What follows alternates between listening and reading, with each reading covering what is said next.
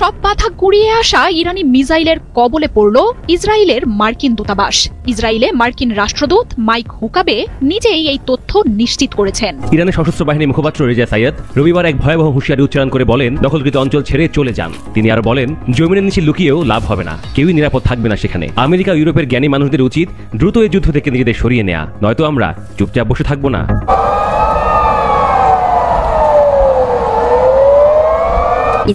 আসসালামু আলাইকুম, আমি জাফর সরকার, সাবেক সেনা সদস্য।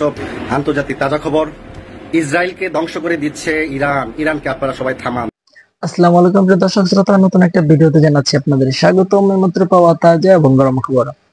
আজকের এই ভিডিওটি কেমন হবে, কতটা গুরুত্বপূর্ণ, কতটা চাঞ্চল্যকর, ভিডিওর অংশ বিশেষ এবং শিরোনাম দেখে আপনারা ইতিমধ্যে বুঝেই গেছেন। আশা রাখবো আজকের এই ভিডিওটি একটু স্কিপ করবেন না, সম্পূর্ণ দেখে যাবেন। এই ভিডিওটি স্কিপ না করে সম্পূর্ণ দেখলে আপনারা অনেক কিছু বুঝতে পারবেন, জানতে পারবেন।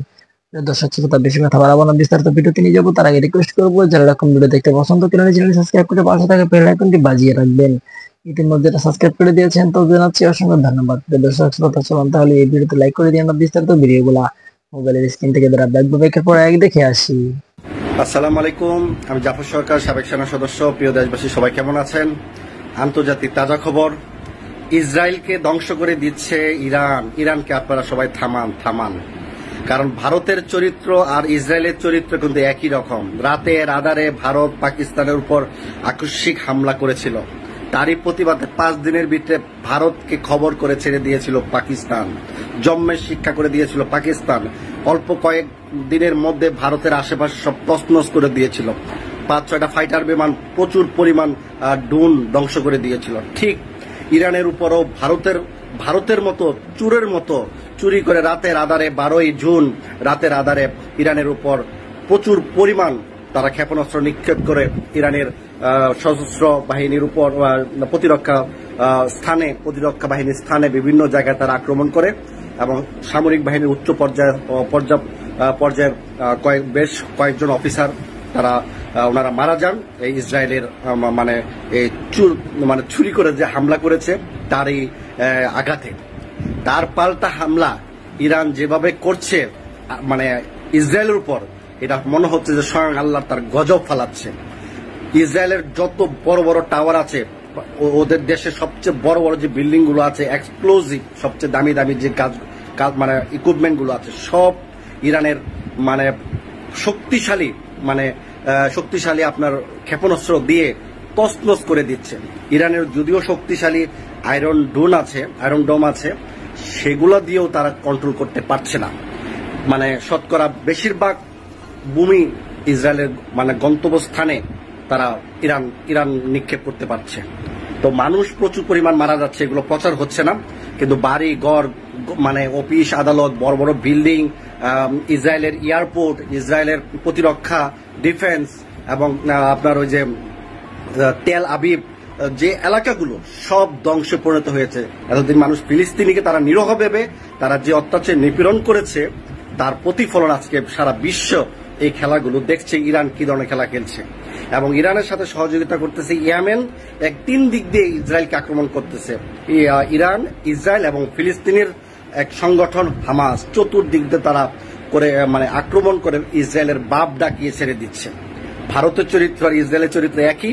এখন ইসরায়েল ধ্বংস হওয়ার পথে, শেষ পর্যায়ে। এখন তারা মাটির নিচে পলাচ্ছে, বিভিন্ন আন্ডারগ্রাউন্ডে পলাচ্ছে। ব্যাটসম্যান বিল্ডিং এর নিচে যে পার্কিং থাকে, ওই ব্যাটসম্যানের নিচে প্রচুর নিচে তারা গর্ত করে তাদের ডিফেন্সের সামরিক বাহিনীর জেনারেলদের পরিবার ওই গর্তের নিচে বিভিন্ন জায়গায় আত্মগোপনে আছে। আর যে ইসরায়েলের যে প্রধানমন্ত্রী নিয়াহু না জানি কি, আসলে তো ইসরায়েলি, তো ওদের নাম আমরা নেতা নিয়াহু নাকি, উনাকে খুঁজে পাওয়া যাচ্ছে না। অনেকে বলছে যে আন্ডারগ্রাউন্ডে মাটির নিচে আছে, অনেকে বলছে যে ওনাকে নাকি গ্রীসে পালিয়ে চলে গেছে।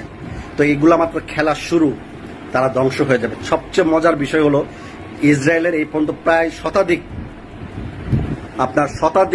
প্রায় 70-80টার উপরে তারা ইরানের গুলির মাধ্যমে গুলি করে ইসরায়েলের ড্রোনগুলো, শক্তিশালী ড্রোনগুলো তারা ধ্বংস করেছে।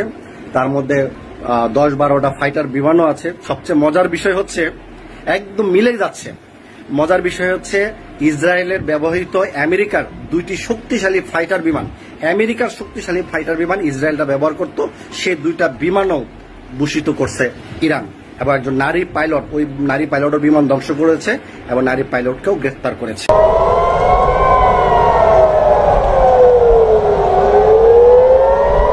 ইসরায়েলের আকস্মিক হামলার দাঁত ভাঙা জবাব দিচ্ছে ইরান। পাল্টা ক্ষেপণাস্ত্র হামলায় তেল আবিবের বেশ কিছু ভবন গুড়িয়ে দিয়েছে তেহরান। ইরানের পাল্টা হামলায় ধ্বংস হয়ে গেছে ইসরায়েলের আয়রন ডোম। এমন পরিস্থিতিতে ইরানি হামলার ভয়ে পালিয়ে যাচ্ছে তেল আবিবের বাসিন্দারা। আর যারা পালাতে পারছে না তারা মাটির নিচে বাংকারে আশ্রয় নিচ্ছে, এমন খবরই প্রকাশিত হয়েছে বেশ কিছু গণমাধ্যমে।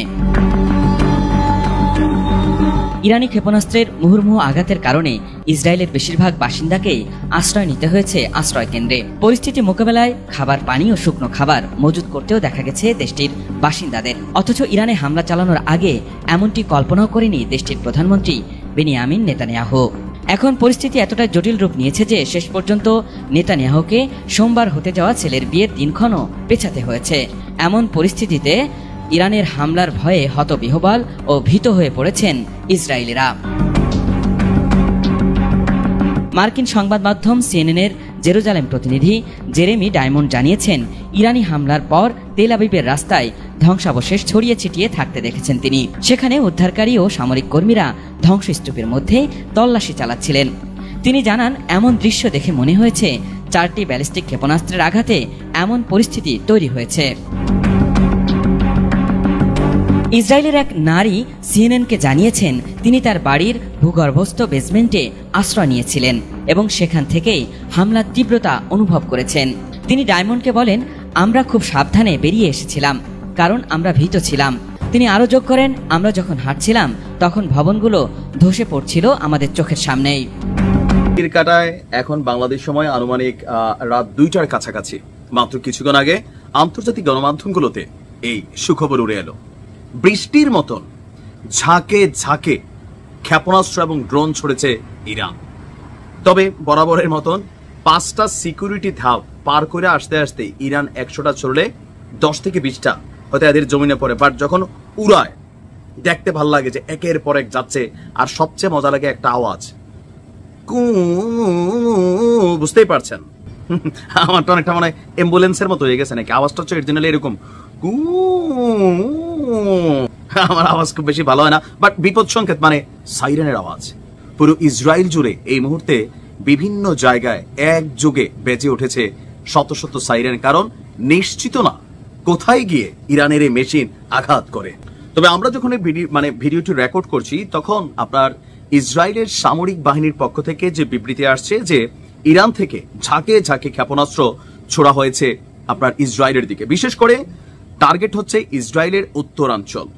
ইসরায়েলি সামরিক বাহিনীর বিবৃতিতে বলা হয়েছে, ক্ষেপণাস্ত্র ছোড়ার পর ইসরায়েলের উত্তরাঞ্চলের বহু এলাকায় বাড়তি সতর্কতা জারি করা হয়েছে।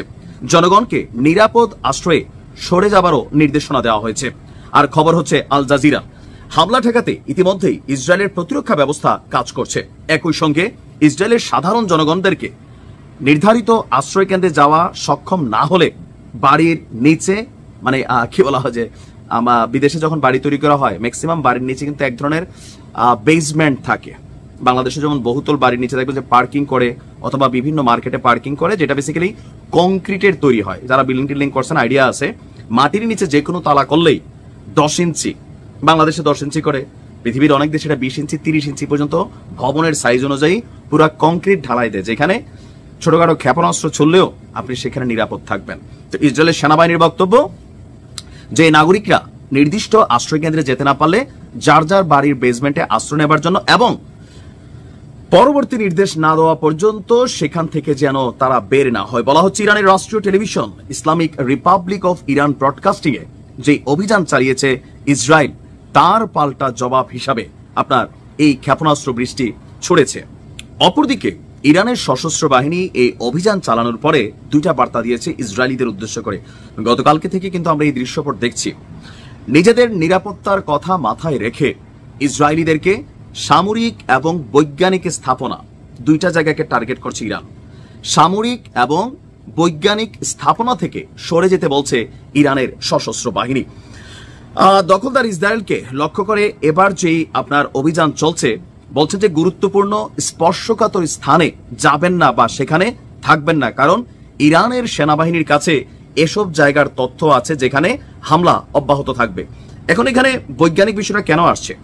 এই কারণে আসছে যে ইসরায়েল এই অভিযানের মাধ্যমে ইরানের প্রায় 12 জন পরমাণু বিজ্ঞানী, যারা প্রথিতযশা এবং কি দেশটির খুবই বড় মাপের পরমাণু বিজ্ঞানী, তাদেরকে কিন্তু টার্গেট করে শাহাদাত করে দেওয়া হয়েছে। তো সেই জায়গা থেকে বোঝাই যাচ্ছে ইরান পাল্টা অভিযান যেগুলো চালাচ্ছে, এর মাঝখানে ইসরায়েলের যে বৈজ্ঞানিক স্থাপনা বা গবেষণাগার, এগুলোকেও কিন্তু ইরান টার্গেট করেছে। হ্যাঁ, গভীর রাত থেকে চলছে ক্ষেপণাস্ত্র বর্ষণ। ইনশাআল্লাহ সুবে সাদিক হতে হতে হয়তো আরো অনেক কিছু হবে। আপনারা হয়তো প্রিয় দেশবাসী, শুরু থেকে শেষ পর্যন্ত যারা এই ভিডিওটি দেখেছেন সকলকে জানাই অসংখ্য অসংখ্য ধন্যবাদ। যারা এরকম নিউজ ভিডিও পেতে পছন্দ করেন তারা অবশ্যই এই চ্যানেলটি সাবস্ক্রাইব করে পাশে থাকা বেল আইকনটি বাজিয়ে দিবেন। যারা এখন এই ভিডিওটি শেয়ার করেননি, এই ভিডিওটি দ্রুত শেয়ার করে সকলকে দেখার সুযোগ করে দিন। আজকের মতন এই পর্যন্ত, দেখা হচ্ছে পরবর্তী কোনো ভিডিও নিয়ে ইনশাল্লাহ।